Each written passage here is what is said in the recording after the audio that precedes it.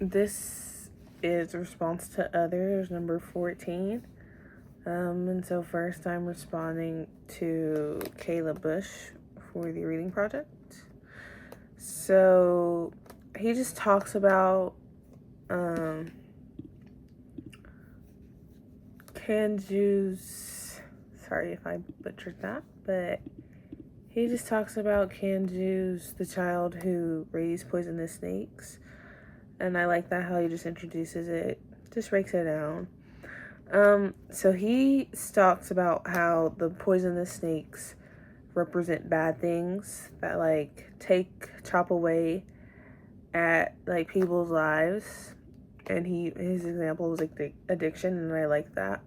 I liked how he talked about that aspect, not just the fact that they were dangerous, but that specific part.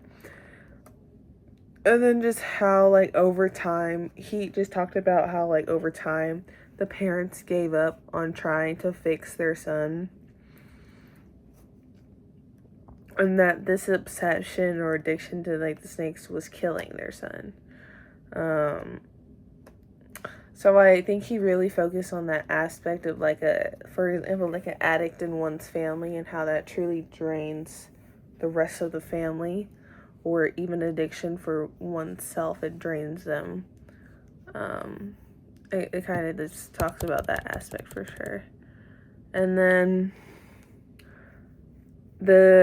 he talks about how the snakes both give and steal things, which I do agree with, because I did talk about how they both gave and stole and gave things in a sense. So in a way, it was stealing like the kid's life and taking like him from his family and like killing the family, stealing the good moments, things like that. And an example of like it killing the family was how the parents seemed like older than they were and drained, and I liked how he made that connection. And then he talked about a different aspect of it being like the snakes were giving the reader something, and that was something for us as the readers to relate to something, like since it's very familiar, like most people have someone in their family who's going through addiction, or someone or themselves is, and how that affects their family. So I did like the video a lot, and how he explored that aspect of it, because that is very true. And then next is Zatoria Elliott for the reading project. And so something she talks about kind of the same aspect as me, which is like the snakes are not just snakes, they are very symbolic. They can represent like fear, pain, parts of people's life, or the parts of people that they like try to hide, or just the parts of life that they try to just push down. And kind of one way she kind of talks about how an aspect that you can look at it is that the kid is trying to accept the hard parts of life, through like accepting the snakes and taking care of them in his stomach and things like that. That's him accepting it, or him accepting how his fate is just to catch snakes. That's something that you can relate that to. And then also how she talks about just like really emphasizing how the snakes can represent the hard parts of life, the uncomfortable, the things that you actually need to go through to grow. And she relates that to how in Gilgamesh, after his immortality was taken, he had to accept what is and then find a new purpose and things like that. And so the snakes are like the lesson, and thus you can see that with the child gaining something new through living with the snakes. So I did like her aspect and how she talked about it. I did find it really interesting and alike kind of to mine. It's just I don't think I really emphasize the hard parts of life part. She really talked about how, which I did find interesting, was that they are poisonous snakes, and thus that does mean that they are dangerous.